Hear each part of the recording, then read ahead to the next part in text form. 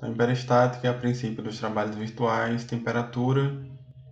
Eu sou o professor Rodolfo, da Coordenação de Engenharia Civil, Campus Aracaju. Então, temperatura. O que a gente vai fazer, né? Volta lá em R1 pela milésima vez. Então, considera aqui essa barra, e nessa barra eu vou aplicar uma carga temperatura, eu vou aumentar a temperatura dessa barra. E eu tenho essa outra que, ao contrário, eu vou reduzir o valor da temperatura. Colocando aqui essa linha para a gente ter uma visualização melhor, lá do que vocês viram em R1, eu acho que física do ensino médio, inclusive, né? Sabe que quando eu aumento a temperatura, os elementos tendem a ir alongar de tamanho. E vocês já viram que esse alongamento é dado aí por alfa delta T, variação de temperatura, multiplicado pelo comprimento inicial da barra. Da mesma maneira, essa daqui encurtaria de tamanho com a variação delta também, dado por essa mesma equação. Agora considere essa outra barra, e nessa outra barra eu vou fazer uma coisa que eu acho que é novidade, né? Vou dizer que de um lado eu tenho um decréscimo de temperatura e do outro lado aqui eu tenho um aumento de temperatura. O que vocês acham que vai acontecer aí? Pô, se quando eu aumento a temperatura, ela aumenta de tamanho, e quando eu diminuo a temperatura, ela diminui de tamanho, o esperado aqui é que a parte de cima diminua de tamanho e a parte de baixo aumente de tamanho. E aí eu tenho uma deformação parecida com isso daqui. Se vocês olharem bem, o comportamento aqui é bem parecido com o comportamento de tração, né? A barra está aumentando de tamanho. Esse é bem parecido com o comportamento da compressão, que a barra está diminuindo de tamanho. E esse aqui, bem parecido com o comportamento da flexão. A gente viu há alguns vídeos atrás aí, né? A dedução das deformações, dos esforços. Então, vou fazer a mesma coisa agora para o caso de temperatura. Então, em relação ao esforço normal, a gente viu que as equações eram essas aqui. Eu vou apagar as equações, que não interessa para a gente. Mas a deformação é a mesma, né? Como vocês viram lá no caso da temperatura. Então, vou dizer que em cima eu tenho a temperatura Ts, embaixo a temperatura Ti, temperatura superior e inferior, né, digamos. E aí no meio aqui da seção eu tenho a temperatura média, que é a média dos dois. Não tem muito o que dizer sobre isso. Então, aplicando a temperatura média, eu posso dizer que o deslocamento vai ser alfa T médio, que é o ΔT lá de R1, né? Multiplicado pelo comprimento L, ou, em termos diferenciais, né? d delta igual a alfa T médio dx. Mesma coisa também, a gente deduzir essas equações para o momento. Vamos fazer isso agora para a temperatura. Então, de novo, temperatura inferior, temperatura superior. O nosso foco é encontrar quem seria esse dφ aqui. Então, considere aqui uma viga de altura h, mas não é meio estrutural, né? De altura h e comprimento dx.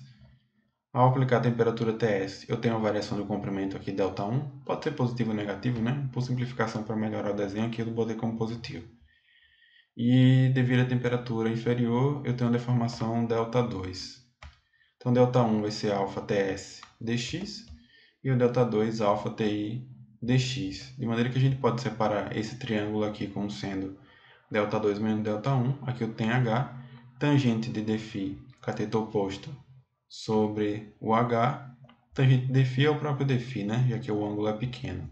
Então, dφ ΔI menos ΔI dividido por h, alfa Ti dx menos alfa Ts dx dividido por h. A gente pode resumir isso aqui como alfa gt dx, onde gt é o que a gente chama de gradiente de temperatura, que é dado aí por Ti menos Ts dividido por h. Lá, voltando também, né? Na definição do PTV, a gente viu que o trabalho virtual externo é igual ao trabalho virtual interno. Essa parcelinha aqui representava as deformações, que a gente a priori trabalhou como sendo as deformações dos esforços internos, né? Agora a gente vai colocar essa deformação como se fosse a deformação devido à temperatura.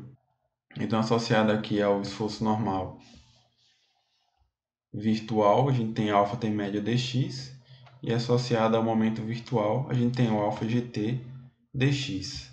Então, deslocamento de temperatura, nos nossos problemas, o alfa e o T média vai ser uma constante numa mesma barra, então alfa T média integral de n barra dx, e aqui alfa gradiente de temperatura integral de m barra dx.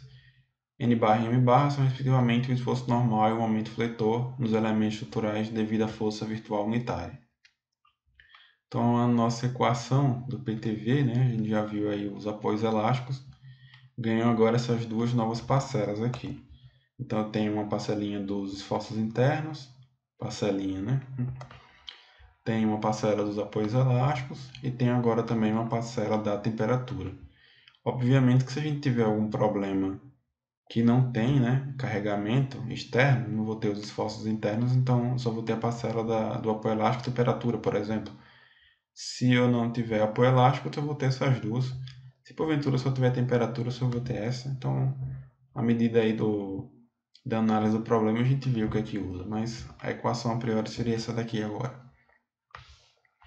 Então, diz aqui o exemplo. Determinar a rotação da seção do apoio A do pórtico representado abaixo devido aos acréscimos de temperatura indicados, sendo o alfa 10 a menos 5 e as seções transversais retangulares de altura igual a 50 cm.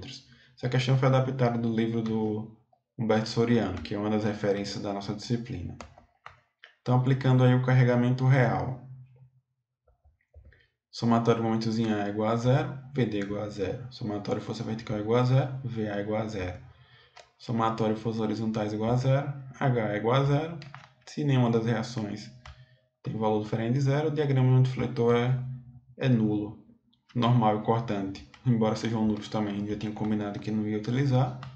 Então, o deslocamento vai ser só devido à temperatura mesmo. Alfa T médio integral de m barra, alfa GT integral de m barra.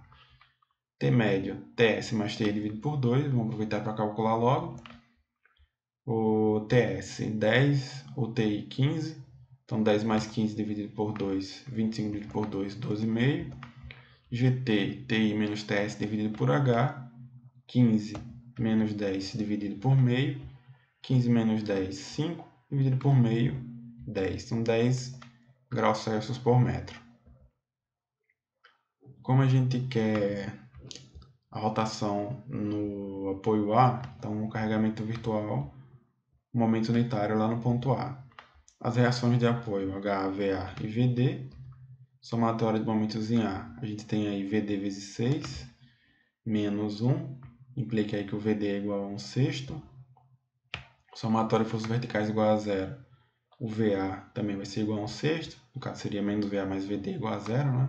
Então, VA igual a 1 sexto. Somatório de forças horizontais igual a 0. H igual a 0.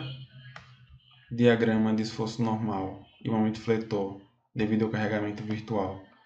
O normal, a gente tem aqui o VA tracionando a barra B. Então, tração de 1 sexto. Na barra BC, o esforço normal é nulo. Na barra CD, compressão com o valor do VD. Então, compressão de menos 1 sexto.